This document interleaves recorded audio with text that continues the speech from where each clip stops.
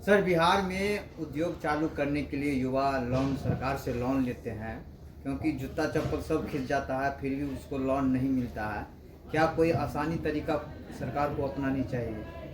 बिहार में बेरोजगारी खत्म करने का, पलायन रोकने का सबसे बड़ा जो तरीका है वो है शिक्षा और पूंजी की उपलब्धता।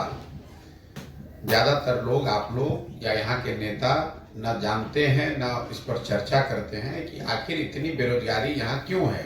लोग यहाँ से कोई रोजी रोजगार क्यों नहीं कर पाते हैं। उसके दो वजह हैं। एक तो यहाँ शिक्षा व्यवस्था ध्वस्त है। तो आप पढ़े लिखे हैं नहीं, आपको समझदारी बनी नहीं, डिग्री ले लिया आपने, स्कूल में गए खिचड़ी खाए, कॉलेज में गए नाम लिखा के डिग्री लेके निकल गए, समझ तो आए, कुछ बनी नहीं। लेकिन उससे बड़ी परेशानी ये है कि बिहार में पूंजी नहीं है लोगों के पास काम करने के लिए। मान लीजिए कि आपको बाल काटने आता है, अगर आपके पास 1 लाख रुपया हो तो आप एक सैलून लगा लेंगे, उसमें 2-4 लोगों को रोजगार देंगे और खुद भी अपने परिवार का भरण पोषण करेंगे। लेकिन अगर 1 लाख रुपया आपके पास न हो, सैलून लगाने का पैसा ना हो, तो आप किसी सैलून में जाकर मजदूरी कीजिएगा। अब वो 1 लाख रुपया सामान्यतः लोगों के पास आता कहाँ से? उसके आने के दो तरीके हैं। या तो आपके कमाया हुआ पैसा हो, बचत का पैसा हो, उससे आपकी पूंजी बनती है, या दूसरा तरीका है जो आप कह रहे हैं, जो बैंक वाले आपको ऋण देते हैं, लोन देते हैं। पूंजी के समाज में दो ही तरीके हैं, आपकी अपनी बचत और बैंकों से मिलने वाला लोन।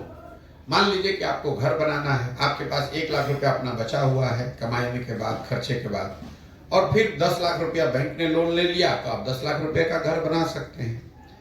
इस चीज को अगर आप समझना चाहते हैं तो रिजर्व बैंक ऑफ इंडिया एक व्यवस्था उन्होंने बनाई हुई है, एक आंकड़ा जारी करते हैं जिसको कहते हैं क्रेडिट डिपॉजिट रेशियो। मतलब कितना पैसा लोगों ने बैंकों में जमा किया और बैंकों ने उसके बदले कितना पैसा ऋण के तौर पर वापस दिया।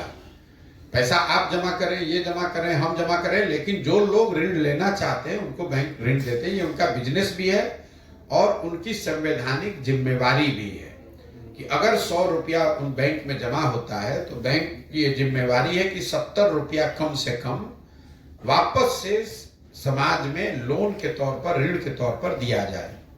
इस चीज को नापने के लिए एक रेशियो है जिसको कहते हैं क्रेडिट डिपॉजिट रेशियो। कितना पैसा जमा हुआ और बैंकों ने कितना पैसा ऋण के तौर पर वापस दिया। देश में सीडी रेशियो है 70%।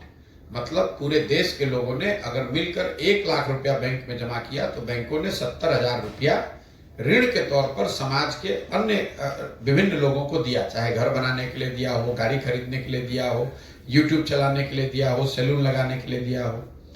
बिहार में ये आंकड़ा है 40%। जब 1990 में लालू जी मुख्यमंत्री बने तो सीडी रेशियो था 40%। 15 साल के लालू जी के जंगल राज की वजह से ये सीडी रेशियो घटते घटते हो गया 28%। फिर नीतीश कुमार के सुशासन के दौर में, उनके अपने शब्द में जो उन्होंने सुशासन किया है, वो 18 साल के बाद ये पिछले साल बढ़कर अभी तक हुआ 40%। अब इसका असर क्या होता है वो समझिए।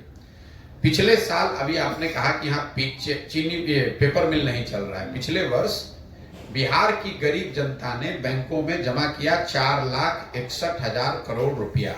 इसको याद रखिए, पिछले साल बिहार के लोगों ने यहाँ के बैंकों में जमा किया 4,61,000 करोड़ रुपया, 4,21,000 करोड़ रुपया। 40% सीडी रेशियो का मतलब है कि लोगों को लोन मिला 1,61,000 करोड़ रुपया का। बाकी पैसा कहाँ गया? 2,80,000 करोड़। बाकी पैसे को बैंकों ने बिहार से लेकर उन राज्यों में शिफ्ट कर दिया जहां पर उद्योग धंधे लग रहे हैं, जहां रोजगार है, व्यापार है। आंध्र प्रदेश में, तेलंगाना में, महाराष्ट्र में, गुजरात में, तमिलनाडु में, केरल में सीडी रेशियो है 90 या उससे ज्यादा। मतलब अगर आप आंध्र प्रदेश में बैंक में जाइएगा, वहां 100 रुपया आंध्रा के लोगों ने जमा किया तो बैंकों ने 100 रुपया से ज्यादा ऋण दिया। इसका असर क्या हुआ? 1990 से लेकर पिछले वित्तीय वर्ष तक बिहार से खाली लोग नहीं गए, पढ़े लिखे लोग खाली यहां से बुद्धि का पलायन नहीं हुआ। 26,20,000 करोड़ रुपया बैंकों ने बिहार के लोगों का दूसरे राज्य में भेज दिया।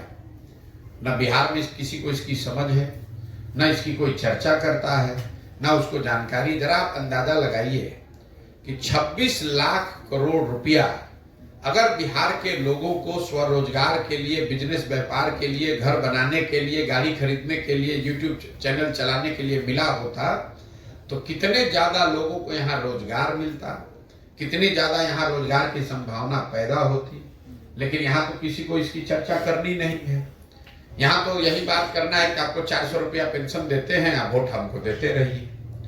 तो जब लोगों को आपने अगर इतने दिन से आप पत्रकारिता कर रहे हैं, अगली बार जब वित्त मंत्री से मिलिएगा, दूसरे नेताओं की तो बातें छोड़िए, जो फाइनेंस मिनिस्टर है यहाँ, उसको बुलाकर जरा पूछिए कि भैया CD रेशियो होता क्या है और कितना पैसा बिहार से ट्रांसफर हो रहा है, ये तो बताइए। इसको रोकने के लिए आप क्या कर रहे हैं? और ऐसा नहीं है कि ये बैंकों की कोई स्वतंत्रता है कि वो जितना चाहे पैसा रखे और बाहर भेज दें। एक कमिटी है जिसके चेयरमैन राज्य के मुख्यमंत्री होते हैं, उसमें सारे बैंक के पदाधिकारियों को बैठना होता है और मुख्यमंत्री ये रिव्यू करते हैं कि जो पैसा यहाँ जमा हो रहा है वो पैसा यहाँ लोगों को ऋण के तौर पर मिल रहा है कि नहीं मिल रहा है। लेकिन नीतीश कुमार के बात को जैसे अफसर नहीं सुन रहा है, वैसे बैंक वाला भी नहीं सुन रहा है। जैसे उनकी बात को शिक्षक और टीचर नहीं, डॉक्टर नहीं सुन रहा है, वैसे बैंक वाला भी नहीं सुन रहा है और लोगों को इसकी चिंता भी नहीं है। अगर यहाँ पर लोगों को शिक्षा थोड़ी सुधार दी जाए और लोगों को ये पूंजी उपलब्ध करा दिया जाए तो गांव-गांव में बिहार के बच्चों में वो समझ और ताकत है, वो अपने लिए रोजगार का अवसर पैदा कर सकते हैं, बिजनेस व्यापार कर सकते हैं। जब तक वो नहीं होगा, बिहार से गरीबी और बेरोजगारी खत्म होने वाली नहीं है। शिक्षा और पूंजी, यही दो चीज चाहिए। मेहनत करने के लिए तो लोग 10 घंटा यहाँ मेहनत कर ही रहे हैं। तो पलायन जो है वो सिर्फ लोगों का पलायन नहीं है, श्रम का पलायन नहीं है। यहाँ पलायन को अगर आपको समझना है, पलायन श्रम का है, पलायन बुद्धि का है और पलायन पैसे का है। ये तीनों चीज यहाँ से जा रहा है।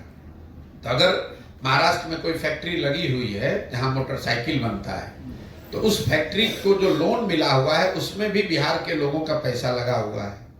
वो फैक्ट्री में जो मोटरसाइकिल बन रही है उसमें मजदूर और इंजीनियर जो काम कर रहा है वो भी बिहार का लड़का है। और वहां जब मोटरसाइकिल बन जाता है तो उसको लाकर जहां बेच रहा है वो भी बिहार है। तो आजादी से पहले क्या होता था, आप यहाँ कपास का खेती करते थे, अंग्रेज यहाँ से कपास उठाकर ले जाता था इंग्लैंड में, वहां उसको कपड़ा बनाता था और लाकर फिर आप ही को बेचता था। वही हाल बिहार का है। हम लोग का पैसा भी जा रहा है, लोग भी जा रहे हैं, पढ़े लिखे लोग भी जा रहे हैं, और वहां जब सामान बन गया, सीमेंट बन गया, खाद बन गया, मोटरसाइकिल बन गया, तो लाकर बिहार में बेचा भी जा रहा है। तो उससे आपको लाभ तो होगा नहीं। ठीक है भैया, बहुत बहुत धन्यवाद। एक मिनट सर।